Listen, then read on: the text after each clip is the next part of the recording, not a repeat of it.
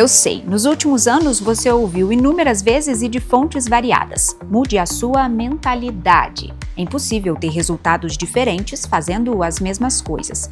E tudo isso é verdade. Mas para entender mais sobre liderança, é preciso garantir profundidade. E isso a gente só aprende não deixando de aprender. Parece clichê, redundante, mas no Café com Drummond de hoje você vai entender que não. Afinal, sempre é tempo de aprender um pouco mais.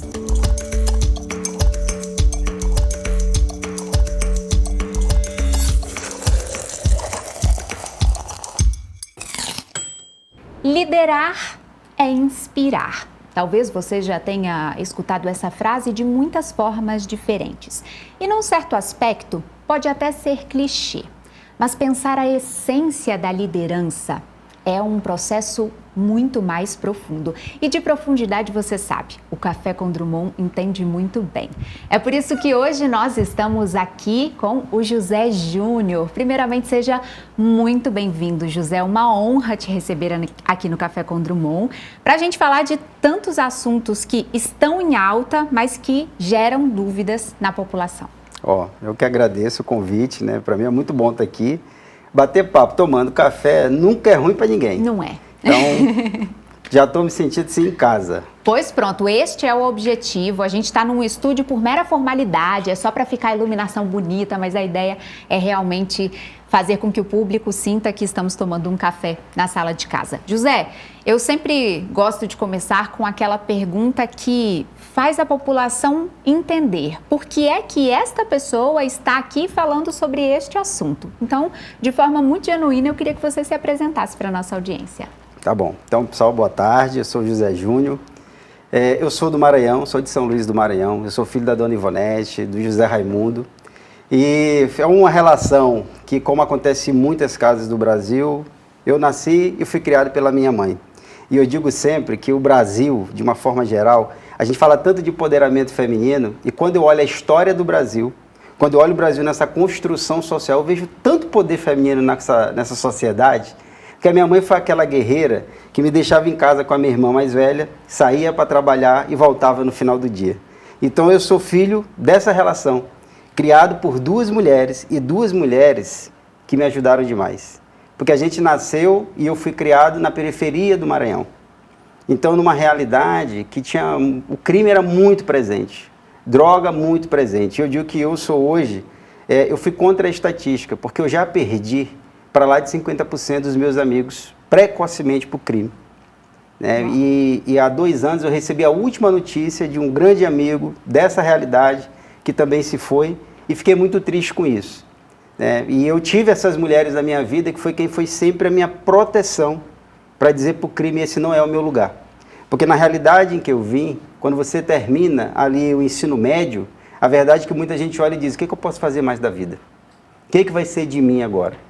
Então eu sou essa pessoa que encontrei com a Sueli num cursinho pré-vestibular, e ali com 18 anos rolou uma química e já vamos aí para quase 20 anos de casados. Somos pai do Pedro Henrique, que já tem 18 anos, está aí já entrando nesse mundo também, estudando muito para o Enem. E a gente mudou do Maranhão para o Pará e estamos aqui já há 5 anos adorando essa terra. Quem não ama o Pará, né, minha gente? Eu falo que quem não ama é porque não se deu ao prazer de encantar. Que emblemático isso, né? Perceber esse reconhecimento que você faz das mulheres que foram tão importantes na sua vida. E, de certa forma, esse exemplo pode ter te inspirado a liderar também. Afinal, sua mãe precisou exercer uma liderança muito firme para que desse certo. Afinal, ela lutou contra o próprio sistema, né? Se, estatisticamente falando, você deveria estar no mesmo contexto dos seus amigos, ela precisou fazer uma força visceral para que a sua história fosse outra. Claro, com muito mérito da sua parte também. Em que momento, José, você começou a pensar sobre carreira? Eu entendo que nascer numa periferia, dentro de um estado como o Maranhão, que infelizmente é muito machucado nesse aspecto, né? e a gente percebe que existem muitos problemas relacionados a isso. Em que momento você começou a pensar que a sua carreira poderia ser também uma válvula de escape ou, quem sabe, um degrau para alcançar outros lugares não imaginados para a sua realidade? Eu acho que tem uma palavra que é muito importante e que casa muito com essa realidade que eu vivi, que é acesso. Ter acesso não é algo mais simples. É uma coisa bem complexa quando a gente fala em ter acesso, porque, querendo ou não, o meio em que você está inserido, ele te influencia. Enquanto eu estava inserido dentro do meu bairro, em que se falava de gangue, se falava de tráfego, em que ninguém falava de ficar horas estudando, ninguém falava de uma capacitação, você ia para a escola por obrigação, porque os seus pais te obrigavam a ir para a escola. Não é que você ficasse o dia inteiro enfesado lá, zangado dentro da escola. Mas quando é que isso muda? Isso muda porque eu tive alguma pessoa que me influenciou muito e que serviu de inspiração, que é a minha irmã, a Tiziana. A Tiziana, ela estudava muito. É a típica CDF. E no ano em que ela prestou vestibular, ela passou para os 2 vestibulares. Uau. Ela passou para o vestibular da Federal e passou para o vestibular da Estadual. E era o ano em que eu entraria no ensino médio. E ela disse, olha, tu vai ter que passar. Ela não me deu outra opção. Não tem outra chance. Eu vou te ensinar matemática, português, que eram as 2 disciplinas que caíam na prova da escola técnica, que era o Cefet. E quando eu entro no Cefet, eu faço esse processo seletivo, eu passo em penúltimo lugar. E guarda isso da questão do penúltimo lugar, porque isso é muito relevante. Ok, penúltimo lugar, estou dentro. Quando eu entro naquele ambiente, o contato que eu passo a ter, pelo acesso que eu ganhei através desse processo seletivo, é de um outro tipo de cabeça, é de outro tipo de juventude. As pessoas ali só falavam em, vamos nos preparar, porque eu quero ser engenheiro, eu quero ser químico industrial, eu quero ser publicitário. E essa era a atmosfera. E se tem uma coisa que eu sou, é competitivo. Se a gente vai fazer um pau ímpar, eu estou aqui intenso, vamos brincar, mas quero ganhar. E isso, quando a gente entra na escola técnica e vê essa realidade, eu vi que eu tinha muito mais coisa para viver na vida. E comecei a perceber o quanto que era legal, através da educação, tu ganhar respeito. A partir do momento que eu coloco a farda da escola técnica e começo a andar no meu bairro, é desfile.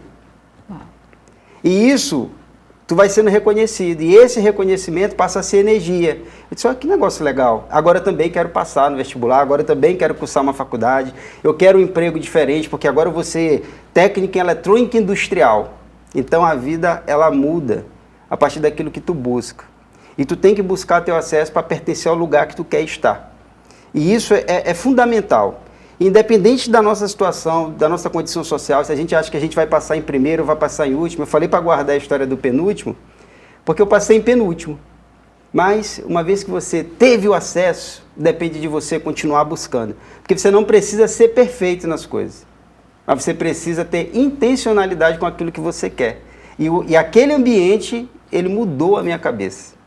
A partir dali eu disse, poxa, que bacana, e eu quero mais. E nesse quero mais, até hoje, eu não parei de estudar.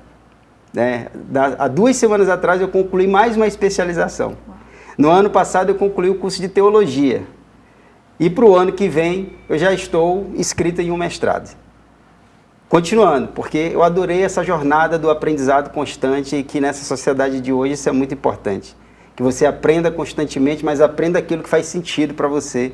E não entre nesse mundo de que você tem que saber de tudo na velocidade com que as coisas estão mudando. Você tem que saber que você precisa escolher o que quer estudar, o que quer aprender. Por quê?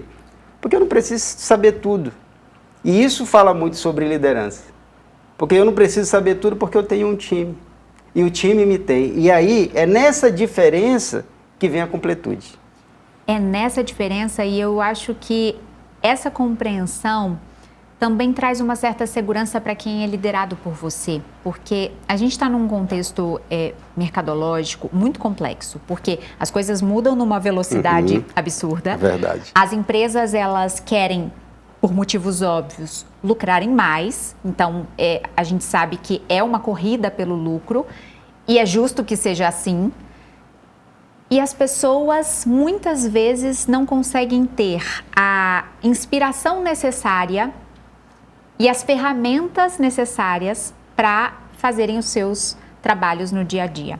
E eu acho que muita dessa responsabilidade está na liderança. infelizmente, não é um chip que se compra na prateleira das lojas americanas e que você instala aqui dentro e a partir de agora eu sou um bom líder. Mas, pelo menos eu acho, e por favor me corrija se eu estiver errada, eu acho que dá para aprender. Tem algumas pessoas que têm um feeling natural, que têm um aspecto de personalidade que colabora para que aquilo seja enraizado. Outras não, mas dá para aprender. E você hoje é um exemplo de liderança. Eu stalkeei bastante as suas redes sociais, o LinkedIn, e eu percebo que muitas pessoas tecem elogios muito semelhantes. E eu acho que essa semelhança mostra que você consegue liderar de maneira inspiradora onde você passa. Como foi esse processo para você? Em que momento você percebeu que a liderança era uma necessidade e que existia um jeito certo, um jeito José de liderar? Olha, como tu falou, né? Você não nasce pronto. Por mais que você tenha essa afinidade, mas dá sim para aprender. Porque a liderança é sobre essa jornada. E você, durante o processo de liderança, na sua jornada, você também vai se tornando um líder diferente. Porque nós, diferentes de uma máquina que é criada para um propósito, e aí você vai dar manutenção nela, ela vai continuar fazendo aquilo que ela foi criada, a gente vai sofrendo as transformações. Transformações que acontecem internamente, transformações que vão ser respostas ao que está acontecendo externamente. E como é que, para mim, essa questão da liderança, ela surge? Eu entro na empresa na qual eu trabalho como estagiário.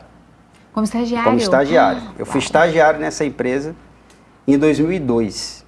Terminei a escola técnica, fui atrás, então, do estágio. O primeiro estágio que eu cheguei, o empregador disse, mas eu preciso de alguém com experiência. Olha que contrassenso.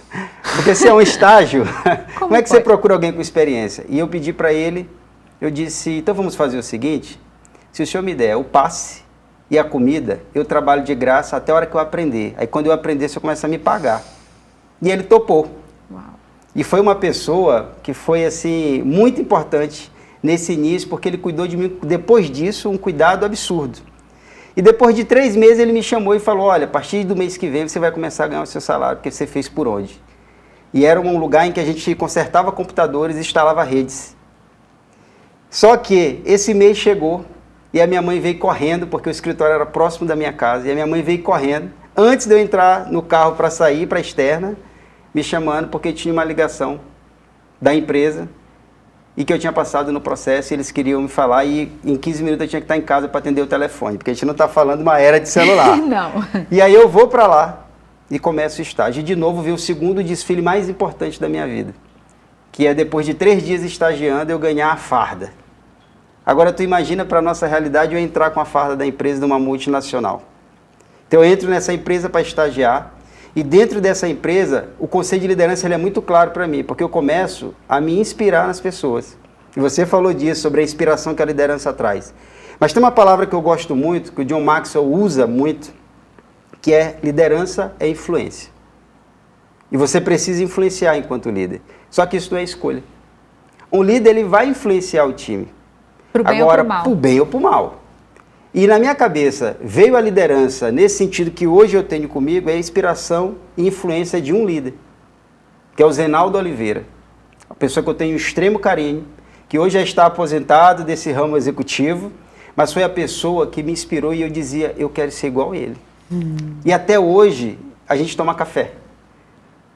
Porque eu levo para ele o que eu estou vivendo, escuto dele o que ele já passou daquilo que eu estou vivendo e a gente vai fazendo troca. E ao longo desse processo, as coisas vão acontecendo, você vai passando por dias ruins, você vai passando por dias bons. A liderança não é esse glamour que muitas das vezes as revistas vão mostrar os executivos na capa, as pessoas vão falar das suas realizações, mas tem hora que a liderança é aquele lugar da solidão. Nem tudo é tão romântico assim na liderança, mas o que aí importa é você ter muita consciência do seu processo. Agora, o que é importante você entender nisso? Muita gente, quando pensa em liderança, já se imagina liderando organizações. Só que isso é uma estrada. Você pode chegar a liderar organizações, você tem que liderar grupos, você lidera pessoas, mas a essência da liderança é você aprender a liderar-se. Essa é a grande dificuldade do dia de hoje. Líderes que não aprenderam a liderar-se. E quando você não entendeu isso, você não consegue estar em um estado de espírito de muita consciência do que você está fazendo, de poder dizer, olha, eu não tenho domínio sobre isso que está sendo proposto. Deixa eu perguntar para quem tem. Quando você não se conhece, quando você não entende que a sua rotina pode estar muito pesada e você já está em um estado de estresse elevado e isso está transbordando no teu time, e eu costumo dizer que se dentro do líder só tem barulho, ele não pode transbordar uma liderança que na essência seja um cuidado genuíno com as pessoas. Se dentro de você tem barulho, você vai transbordar barulho e o teu time vai perceber isso. Então liderança é influência, agora para o bem ou para o mal. E a essência disso é aprenda a liderar-se. Muita gente hoje no contexto de liderança, ou até mesmo profissionais da área técnica, eles têm buscado muito mais desenvolvimento de habilidades técnicas. Só que diante de tudo que está sendo exposto, com a velocidade que é, tudo vai mudando. Há 5 anos atrás, você liderava falando de Excel, de PowerPoint, de um analista que cuidava dessas coisas. Você pedia relatório para alguém construir para você. 5 anos depois, a gente está falando de conversar com uma inteligência que vai criar os relatórios para você. Agora, eu não posso, como líder, querer agora entender muito mais de inteligência artificial do que entender de comportamento humano. Porque liderar é sobre influência. E a influência não é o quanto que tu conhece de ferramentas técnicas, é do quanto que tu vai conseguir, de fato, inspirar o teu time, ser uma influência positiva para o teu time, mas isso parte de você se conhecer. Então, se tem uma dica de ouro, e que eu uso muito na minha vida, é investir em autoconhecimento. Porque essa não é a era da tecnologia. A tecnologia ela está aí, mas isso não é uma regra de negócio, de que todo mundo agora precisa entender só de tecnologia. A gente não pode perder a nossa humanidade, porque é aqui que está a nossa essência, a nossa criatividade. Eu digo que tecnologia é importante e eu não tiro mérito disso, mas para mim, a tecnologia mais exponencial que existe é a conexão humana. Se você parar para imaginar aqui, você ou você que está em casa, fechar os olhos e imaginar o que aconteceu de transformador na sociedade quando as pessoas se uniram em torno de um propósito. Porque o que é ser exponencial? É você conseguir desenvolver algo que seja útil e que seja usado por muitas pessoas e muita gente tem acesso a isso. A conexão humana é a tecnologia mais exponencial. E quando na liderança você não entende isso, você vai achar que a tecnologia que realmente importa é aquela que está por trás dos robôs, que está dentro dos computadores, que está no acesso, quando na verdade, você como líder, você faz parte de uma tecnologia que é a conexão de pessoas. E você não vai conseguir um resultado sozinho. Peter Drucker fala isso, que liderança é conseguir resultado através das pessoas, mas numa perspectiva do que o através é fazendo junto.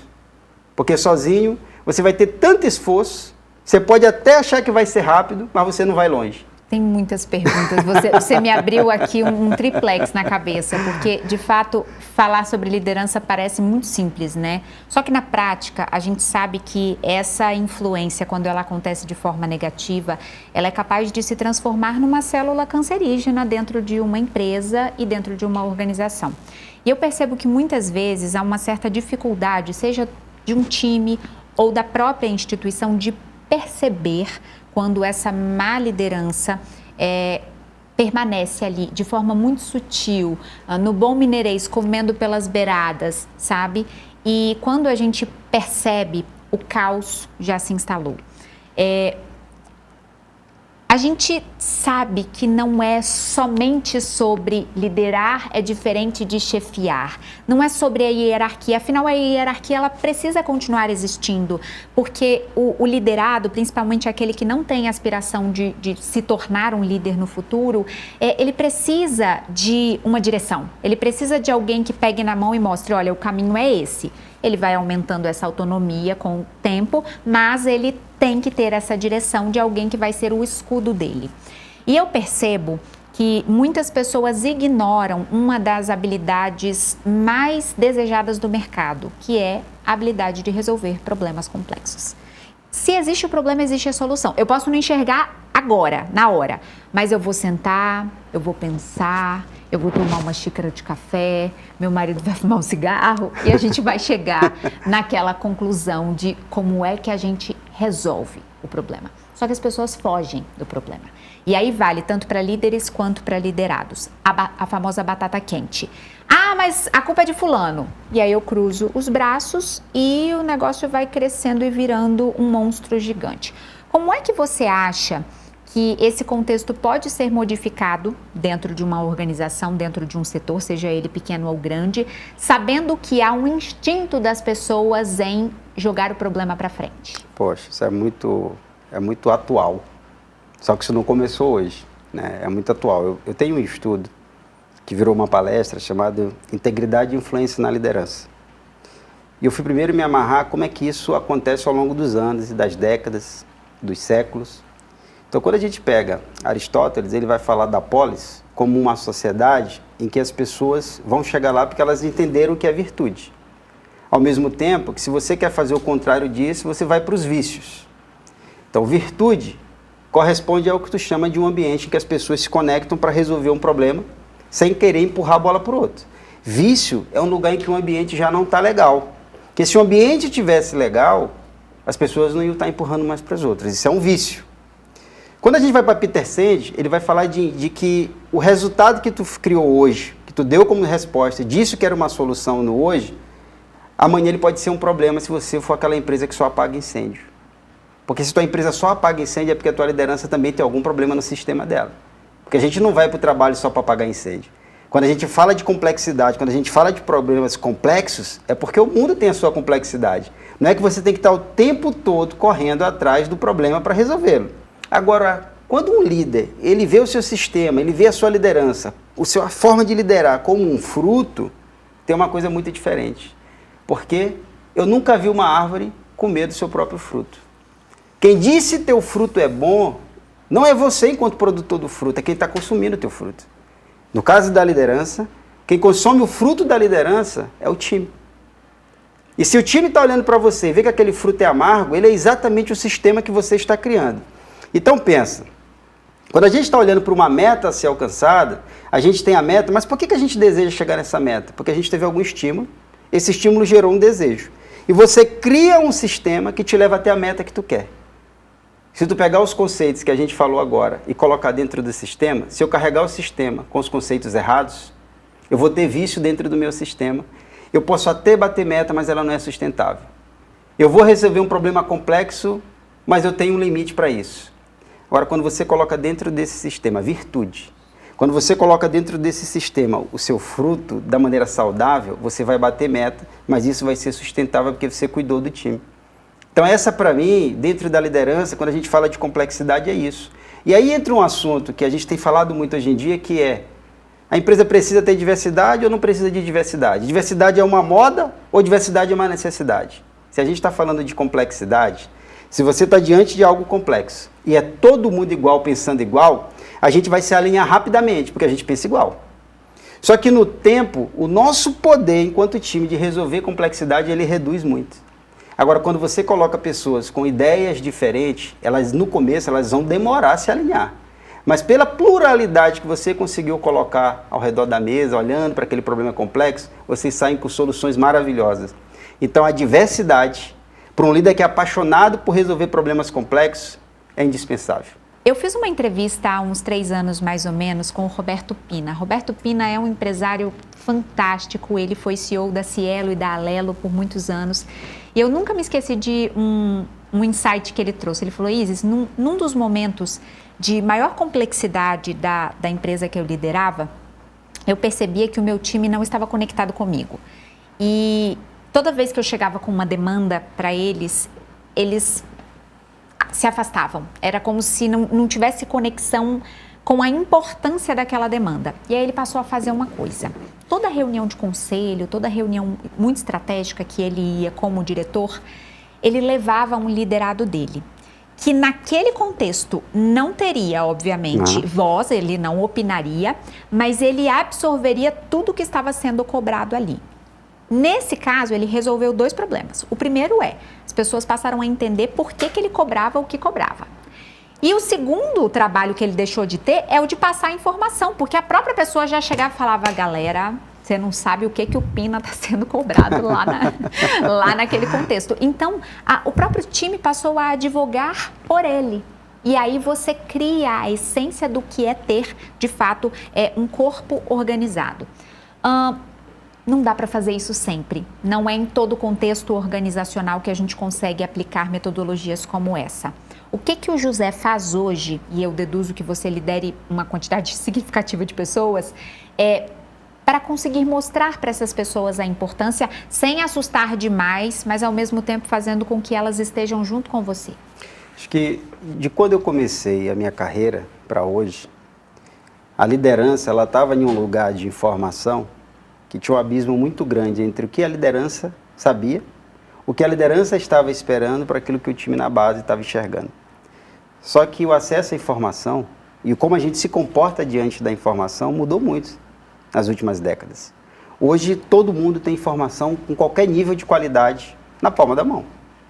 Então dentro da minha rotina eu lidero mais de 13 mil pessoas hoje. 13 mil? 13 mil pessoas. Eu ia falar umas 300.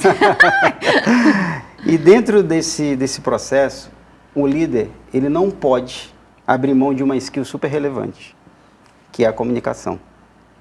Porque como é que você vai falar de propósito com o seu time se você não souber comunicar o propósito? Quando você entende a relevância dessa skill, e que se você não for, não estou falando que você tem que ser um ótimo orador, não é disso. É de você entender o poder da comunicação. Você precisa estruturar o canal de comunicação com o seu time. Então, dentro da minha rotina hoje, a gente tem desde veículos eletrônicos com informação para o time, veículos impressos com informação para o time, mas a gente tem momentos junto com o time para passar a estratégia. E a gente precisa definir a frequência com que a gente precisa comunicar os planos para o time. Porque tem informações que são mensais, e você tem que garantir qual rotina vai levar a informação que ele precisa no nível que ele precisa. Porque senão você começa a gerar ruído. E ruído traz incerteza, traz aflição e atrapalha completamente o teu processo. Então, hoje, essa estratégia de dar visibilidade para o time, o que a gente está buscando? Qual que é a meta que a gente está buscando? Como é que a gente vai fazer isso? E eu sempre digo uma coisa, quando você faz o time entender que os resultados coletivos atingem os CPFs, todo mundo se fecha.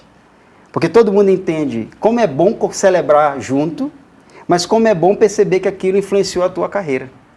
E na minha carreira não foi diferente.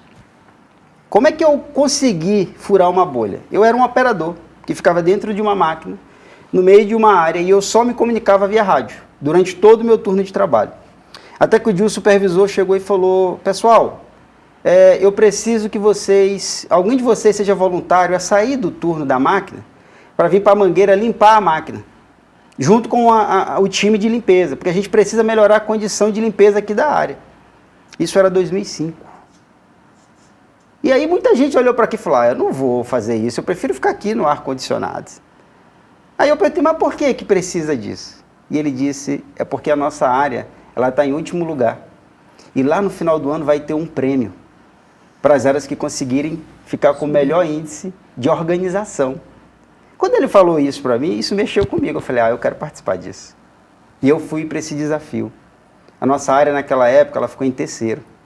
E eu fui convidado a ir nessa festa da organização. E eu nunca vou esquecer o nome, porque era a Gepom vai a Broadway. Gepom era o nome da área. Vai a Broadway. E foi a primeira vez na minha vida que eu usei um blazer. Então isso foi tão marcante que quando terminou esse momento em que ele subiu no palco, ele me levou no palco para celebrar, ele voltou para mim e disse, a partir de hoje, você alcançou um outro status dentro dessa empresa. Eu quero que você saia do turno e venha me auxiliar no dia. E a partir dali, com uma ação de perceber isso, porque teve uma comunicação em que o líder quis comunicar e eu tive curiosidade de perguntar um pouco mais, ele mudou a minha carreira. Então esse é o poder da comunicação. Anotou? Eu espero que esteja com um bloquinho de notas nesse momento aí, justamente para que a gente entenda o poder, a potência disso tudo.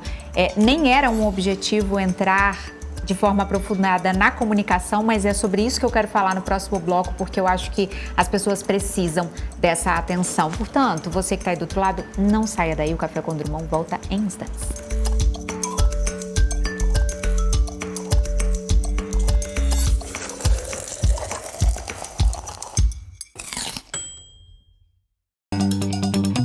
Sul do Pará, coração produtivo da nossa terra. E o Mais Energia Pará da Equatorial tá a todo vapor. Tem ampliação de subestação em Canaã dos Carajás, Dom Eliseu, Nova Ipixuna, modernização da rede elétrica em Conceição do Araguaia, Marabá, Parauapebas, Redenção. Tá bonita a produção de Seu Joaquim. São 14 bilhões investidos em todo o Pará. É energia para gerar empregos e impulsionar projetos. Onde tem Pará, tem trabalho da Equatorial.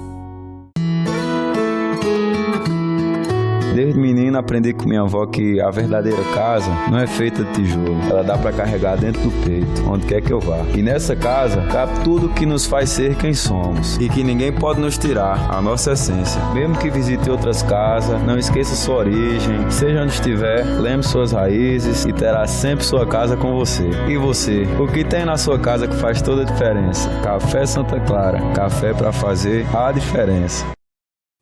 Chegou aquele momento do programa que eu amo, a hora do café. No Pará, todo mundo tem uma história com o café Santa Clara. Seja no café da manhã em família, na pausa do trabalho ou no café da tarde. Há mais de 65 anos acompanhando os paraenses com sabor e qualidade que fazem parte da nossa rotina. E tem uma linha completa para todos os gostos e ocasiões. Cafés tradicionais, cafés especiais, solúveis, cápsulas, cappuccinos e muito mais. Eu já estou aqui e garanti o meu café coado. Uma delícia, né? Olha, com o café Santa Clara, a diferença é clara. Já estamos de volta com a sua dose de diálogo e inspiração. É o Café com Drummond, hoje com o José Júnior. José, falávamos no último bloco sobre a comunicação. Eu evito, às vezes, puxar esse tema para as pessoas não acharem que eu estou puxando sardinha para a minha área de especialidade. Mas eu acho que a comunicação ela é transversal para todas as áreas. E eu bato muito nessa tecla, inclusive com a minha equipe, porque uma comunicação eficiente, uma comunicação clara, ela dá trabalho. Porque se a gente for olhar o conceito da comunicação não violenta, por exemplo, eu preciso trocar uma frase imperativa muito objetiva, que é faça isso, resolva algo, me dê o relatório, por um parágrafo mais complexo que fala sobre o sentimento, que fala sobre o contexto e que traz uma ação prática muito mais planejada. E muitas vezes o líder ele não está disposto a fazer isso, principalmente aquele líder que foi promovido à liderança porque entregava bons resultados técnicos. E eu acho que esse é um grande erro nas organizações. E acontece. Você premia a pessoa como um líder simplesmente porque ela entregava um bom trabalho técnico. E uma coisa não tem nada a ver com a outra. Você pode ser um exímio técnico, mas você pode não ter perfil para liderança. E o contrário também acontece. Como que você enxerga esse processo comunicacional que é mais complexo, que é mais difícil, que dá mais trabalho, mas que, pelo menos ao meu ver, é tão necessário dentro das organizações? E é um processo que ele também vem evoluindo. Porque pensa, antes, um líder, ele precisava comunicar com clareza. Porque senão as pessoas iam fazer o inverso do que ele estava pedindo. E ok, fui claro, é quase uma ordem. Olha, faça isso. Você entendeu? Eu entendi, então faça. Aí você ia fazer. Com o tempo, a gente começou a exigir da liderança de uma maneira, sem verbalizar, mas está ali presente pela evolução, que além de ser clara a comunicação, ela precisa ter coerência. Eu não posso dizer para você, faça isso, e eu fazer uma coisa completamente diferente. Olha, o comportamento padrão é esse. Se você for entrar num carro, bote o cinto de segurança, e aí no fim de semana você passa por mim, que sou seu líder, e eu estou sem cinto. Eu fui claro na minha comunicação, mas cadê a coerência? E aí, a gente dá mais um passo nessa evolução e chega no ponto que tu trouxe. Eu tenho que ser claro, eu tenho que ter coerência, mas eu tenho que gerar conexão. E eu gero conexão a depender de como eu estou colocando essa informação dentro do canal. Então, de comunicar de uma forma que não seja violenta, faz parte de gerar conexão. Tu imagina hoje, numa sociedade que é racista, o Júnior, um homem preto de pele retinta. E você está numa reunião, seja na escola, seja na empresa, seja no bairro, e as pessoas usarem o termo como, olha, neguinho vai fazer bobagem. Por mais que ali dentro desse contexto todo tenha clareza nessa comunicação, não é coerente mais e não gera conexão em mim. E a pessoa já me perde. Dentro das organizações, e aí eu não estou falando de só organizações privadas, eu estou falando em todas as organizações, o líder precisa entender essa evolução no processo de comunicação. Porque se liderança é influência, como é que eu não posso gerar influência numa comunicação que te agride? Então, a gente falou anteriormente sobre essa questão do líder ficar preocupado muito mais se a tecnologia vai roubar o lugar dele. As pessoas estão muito preocupadas com isso e a gente está vendo em alguns processos uma desumanização, que para mim é muito triste. Semana passada a gente teve um debate no mundo sobre um assassinato. Ah, é correto porque é de direita, porque é de esquerda. E eu olhava para aquilo tudo e eu dizia assim, gente, mas como celebrar uma morte não tem nada a ver com direita ou esquerda, tem a ver com a desumanização. Então, na comunicação, a gente precisa entender isso. A comunicação, ela é algo que é do humano. E como é que eu vou fazer essa comunicação de uma maneira humanizada? Imagina que você trabalha comigo e você fez um processo que, no final das contas, não entregou o resultado que eu esperava. Como é que eu comunico isso para ti, no final, fazendo um compromisso com você, de que você vai sair daquela situação, vai para a situação melhor, mas que eu estou aqui como teu líder? Porque eu preciso comunicar isso para ti. Quando eu, como líder, chego para você e digo, olha, não está satisfatório, você precisa arrumar uma forma de melhorar esse resultado e dou as costas, eu fiz, que processo é esse? Esse é um processo de comunicação? Que conexão que eu gerei aí? Nenhuma. Que influência eu vou ter aí? Esse sistema está doente ou esse sistema está saudável? E a forma com que a gente se comunica fala muito sobre o nosso sistema. Então eu volto a dizer, se tem uma skill que a liderança precisa se desenvolver, é essa arte de comunicar. Ai, gente, isso é fantástico. É uma pena que muitos líderes não tenham esse feeling. Eu queria fechar depois com um assunto específico sobre gestão de guerra e gestão de paz, mas antes disso, eu respondi a uma caixinha de perguntas há umas 3 ou 4 semanas, mais ou menos, onde a pessoa perguntava o seguinte: você contrataria uma pessoa visivelmente mais competente do que você, mais capacitada do que você?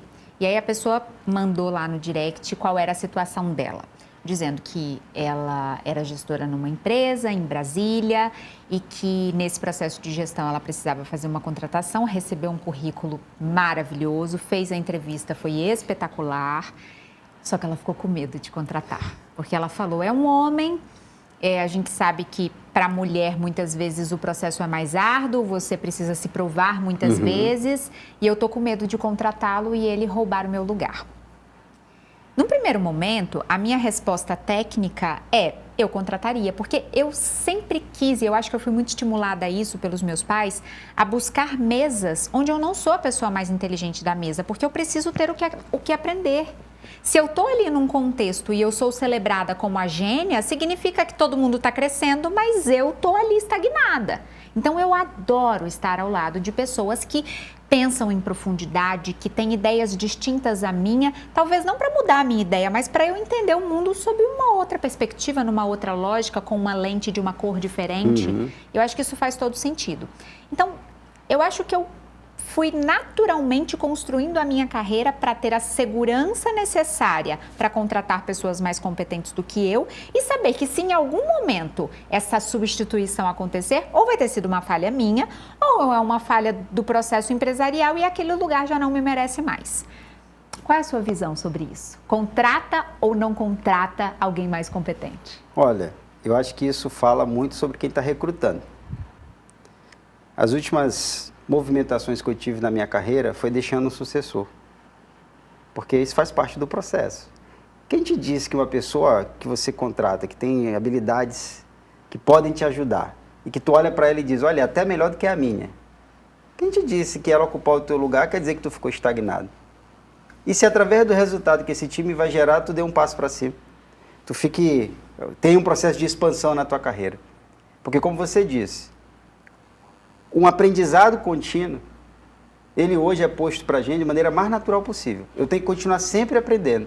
Como é que eu vou aprender se eu estou em um lugar em que quando eu falo, todo mundo só ouve e ninguém traz o debate para a mesa?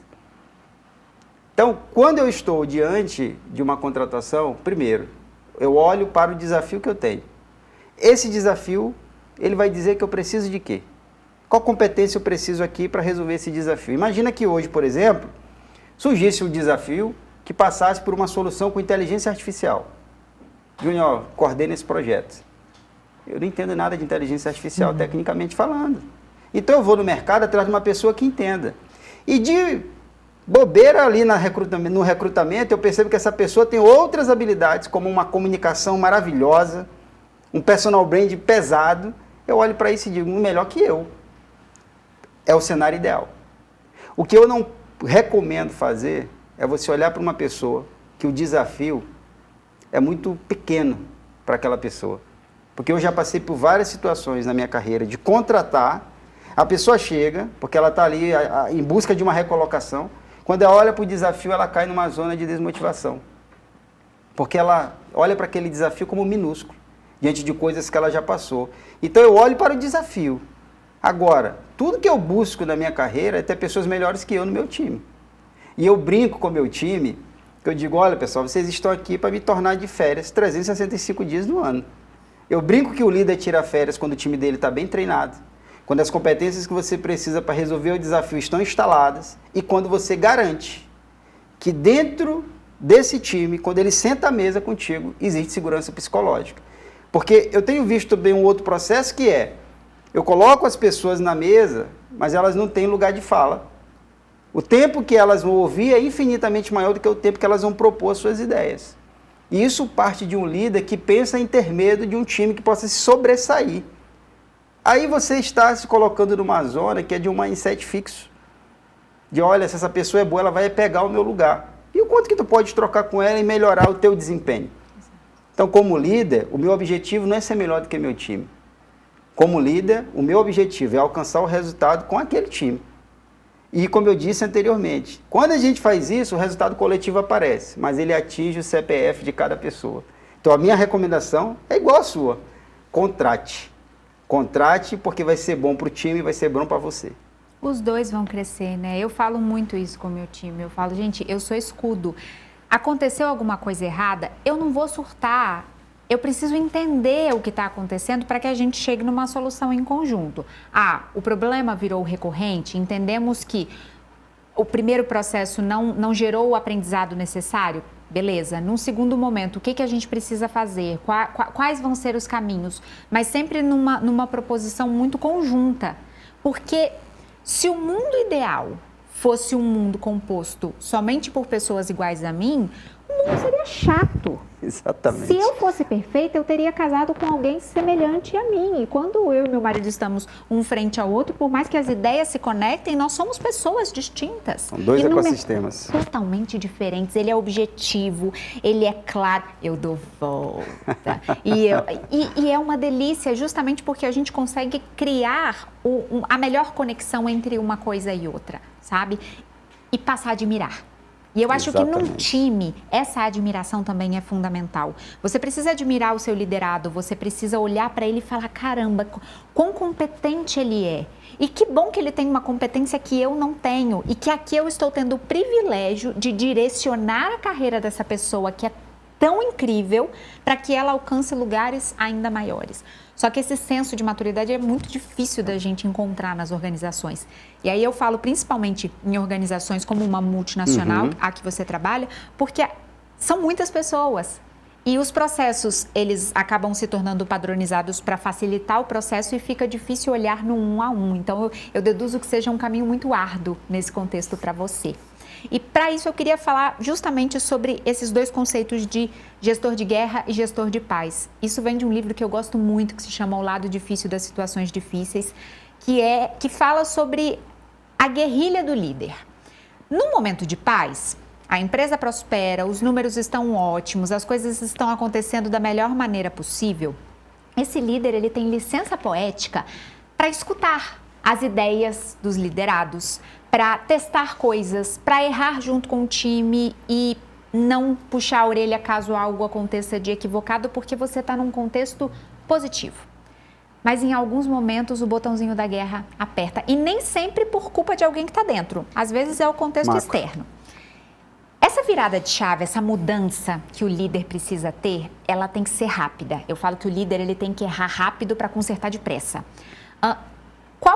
Você acha que existe uma ferramenta, que existe um jeito, um processo para que esse líder saiba a hora de vestir a skin do gestor de guerra e do gestor de paz e deixar isso claro para a equipe?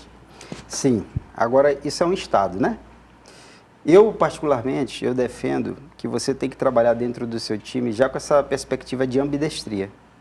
Eu tenho um processo, que eu vou chamar ele de um processo principal, que é o que está mantendo a empresa em paz, mas, ao mesmo tempo, eu estou monitorando o tempo todo o que tem no microgerenciamento do meu contexto e no macrogerenciamento do meu contexto.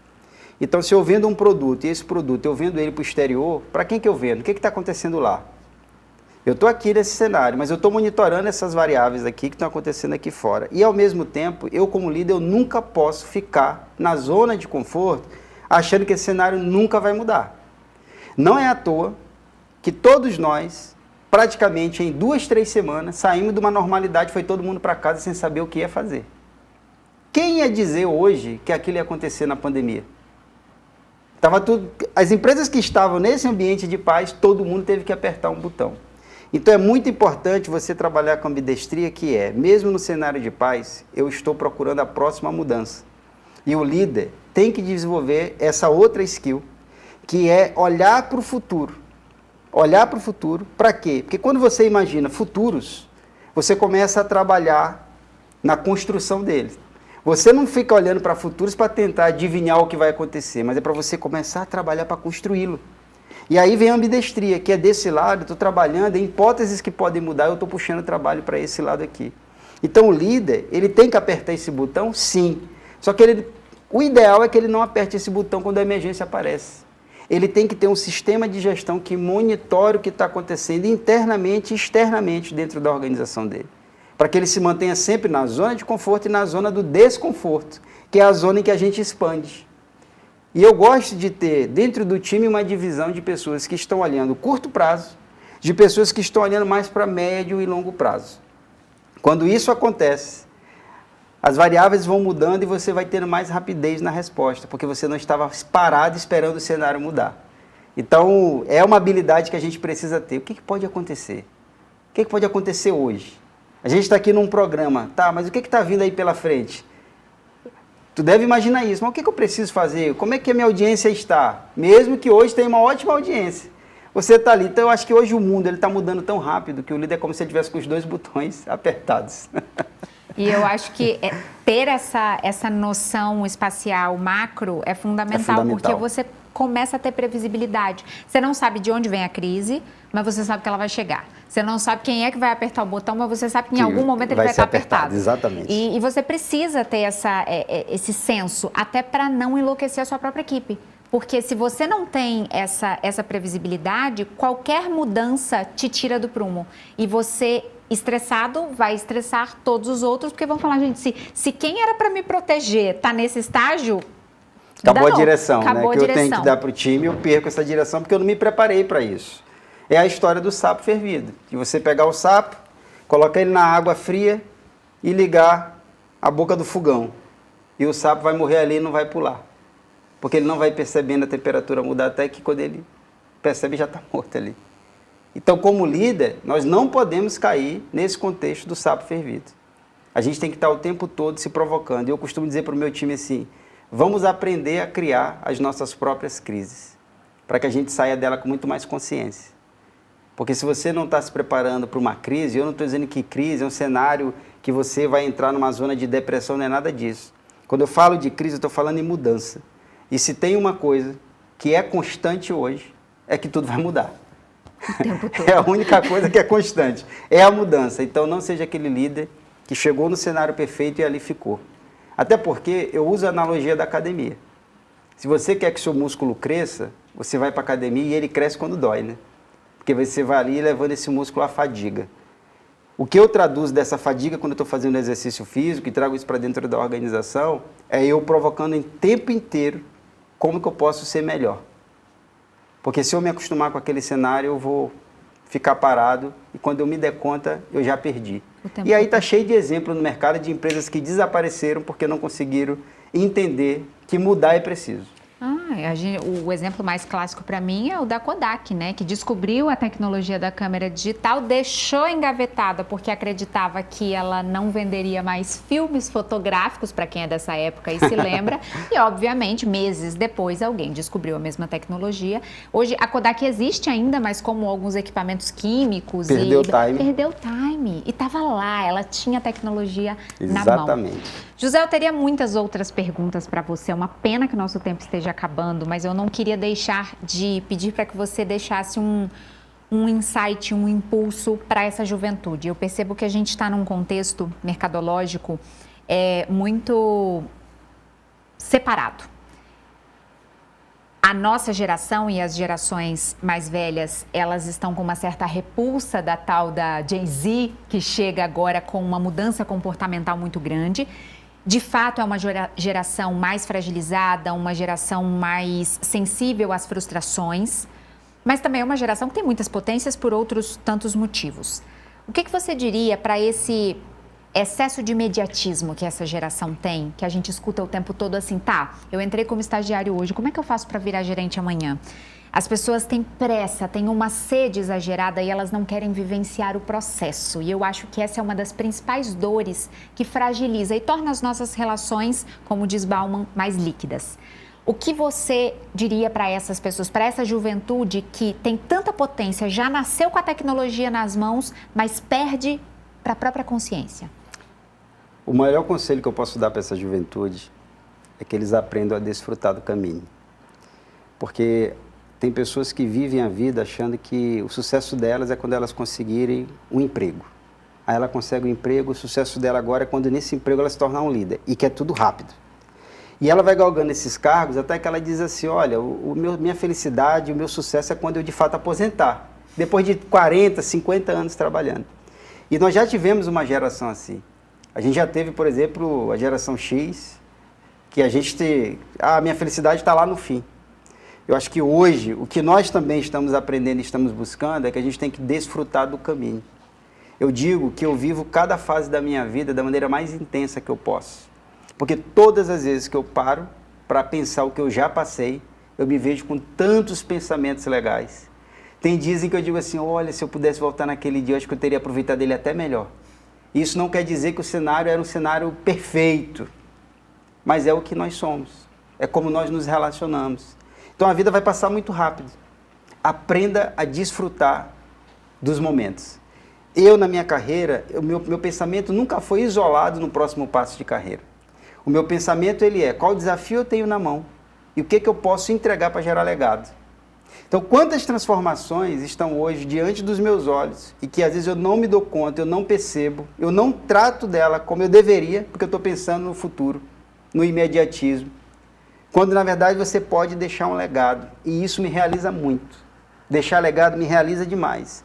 No meu trabalho atual, eu estou com 3 desafios e eu comuniquei isso para o time. Nós somos a geração desses 3 desafios.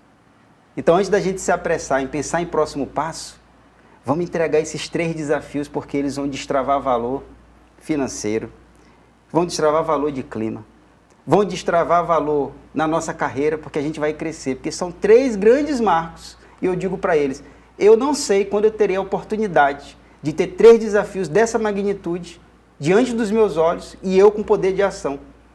Então, desfrutem desse momento, é o meu conselho, desfrutem do que vocês estão vivendo. E uma outra coisa para encerrar, essa geração é a geração potente. E nós temos que ajudar essa geração a fazer essa travessia do que é o mundo idealizado, do que é o mundo real. Porque a gente passou por transformações durante a nossa vida e alguém lá atrás dizia que a gente se comportava diferente. E eu estou dizendo que a única diferença do que acontecia há 50 anos atrás para o que está acontecendo agora, é que a nossa expectativa de vida aumentou e a gente está tendo, como nunca antes, várias gerações convivendo simultaneamente. Mas, de novo, se a gente centrar em viver como seres humanos, através de conexões verdadeiras, a gente vai conseguir ajudar uns aos outros. E eu não posso, como um homem de 41 anos, abrir mão da potência que essa geração que está vindo aí está trazendo para a gente. Então, o que eu puder fazer para ajudar, eu vou fazer para ajudar. E eu já estou aprendendo muito com essa geração. Então, vamos todos desfrutar do caminho, porque é assim que a gente vai se realizando. Ai, gente, e sabendo que nesse caminho tem pedras, como diria Drummond, sabendo que a gente vai ultrapassar os obstáculos, mas que eles serão, inclusive, necessários para a nossa construção e para o nosso desenvolvimento. José, muito obrigada pela sua generosidade, pelo seu brilhantismo. Eu estou muito impressionada. Eu já sabia da potência pelo que eu via pelas redes sociais, mas é muito bom estar aqui frente a você, podendo absorver um pouquinho de tamanha inteligência. Espero que a gente tenha outros tantos momentos para desfrutar de um bom café e também de um papo como esse. Obrigada, de verdade. Eu que agradeço por estar aqui e sempre que precisar, posso voltar. Tá? Foi uma honra estar aqui, foi um papo muito bacana e que aquece o coração. Então nada melhor do que poder desfrutar de momentos como esse, porque como eu disse, vamos desfrutar do caminho e aqui eu estou desfrutando junto contigo. Muito obrigado. Ai, gente, olha, mas o Café com Drummond ainda não acabou não, viu? Tem aquele quadro que você ama no próximo bloco. Portanto, não saia daí, mas aproveita o intervalo para colocar na mente e no papel tudo que você vai fazer de mudança com os insights que o José trouxe pra gente. Até mais.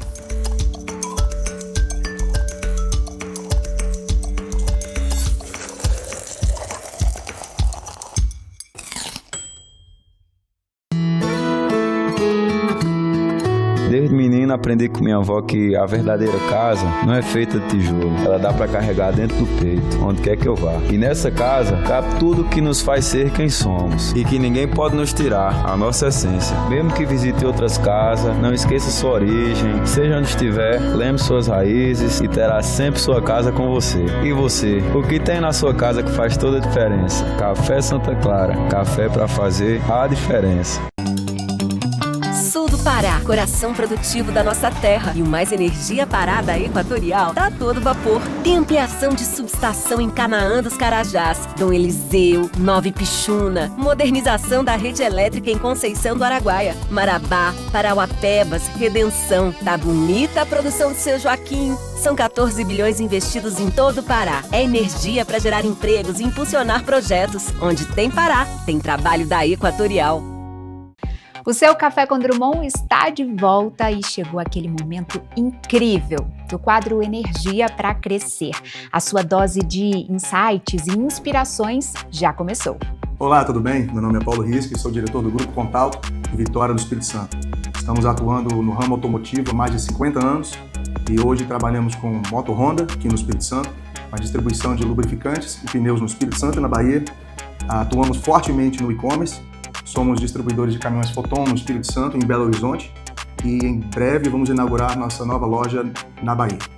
Trabalhamos também com reparo automotivo, com uma rede crescente de autocenters aqui no Espírito Santo e na venda de consórcio, e é um prazer estar aqui no Café com Drummond. E hoje eu gostaria de falar de algumas ideias bem práticas sobre o que eu aprendi nos últimos anos, após o falecimento do meu pai, que foi o fundador da empresa, e que estou aqui à frente do Grupo Contalto juntamente com meu irmão. Bom, uma das primeiras coisas que eu aprendi foi que temos que ter a flexibilidade para acelerar alguns projetos e a serenidade para postergar outros. Temos que entender os sinais e agir com informação. A ansiedade de realizar um sonho ou projeto não pode sobrepor o bom senso, o que vai diretamente ligado ao que temos que dizer não a boas ideias para que possamos dizer sim a excelentes ideias. Ideias no momento errado não vão para frente, e essa análise é pessoal e de cada empresa e de cada líder. Cultura é muito importante e a gente sempre fala disso. Cada um tem a sua e se você não sabe qual é a da sua empresa, você merece um momento de reflexão, pois precisam ser palpáveis, reais e constantes. Temos que aproveitar todas as oportunidades para reforçar a cultura que você quer para a sua empresa. Exceções são exceções. Cuidado para não virar regra. Todos os dias temos essas oportunidades. Não os desperdice. O que também é ligado diretamente ao fato de que tem que haver consequências. Fizeram errado? Conserte ou treine. O mesmo erro continua? Promova para outra empresa. Fizeram certo? Reconheça, pois as pequenas vitórias também têm que ser comemoradas. Outra coisa importantíssima é que sorte é um nome feio que dão ao filho do casamento entre a preparação e a oportunidade. Preparação cria oportunidade e oportunidade sem preparação cria fracasso. É igual pedir a Deus por paciência. Ele não vai te dar paciência, ele vai te dar a oportunidade de ser paciente. E nesse mundo cada vez mais virtual que estamos vivendo, atenção é via de mão dupla. Estamos todos sempre procurando maneiras de captar a atenção dos nossos clientes. Porém, cuidar bem desses clientes após a venda não é virtude de todos. E o mais importante ainda é prestar atenção a quem não comprou de vocês. Esse cliente está tentando te dizer alguma coisa e a gente precisa escutá-lo. E para finalizar, o que você não está mudando, você está escolhendo. Como é bom aprender com quem entende de verdade, né? Agora, bora falar de energia?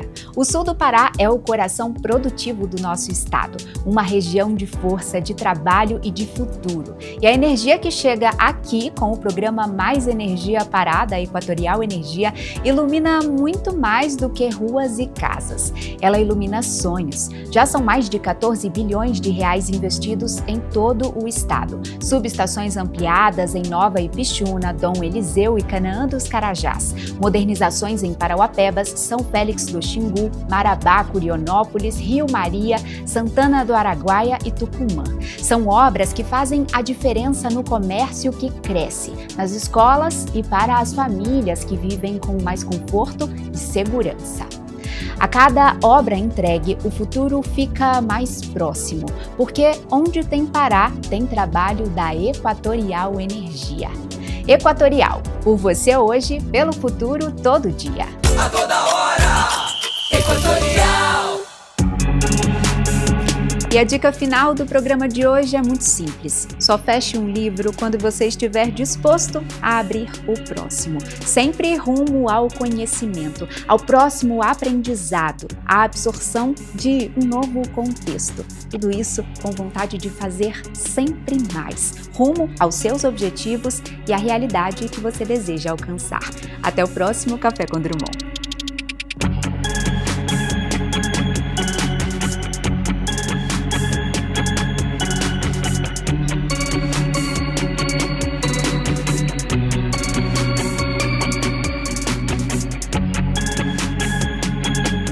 Café com Drummond, patrocínio Equatorial. Por você hoje, pelo futuro, todo dia. E Café Santa Clara. A diferença é clara.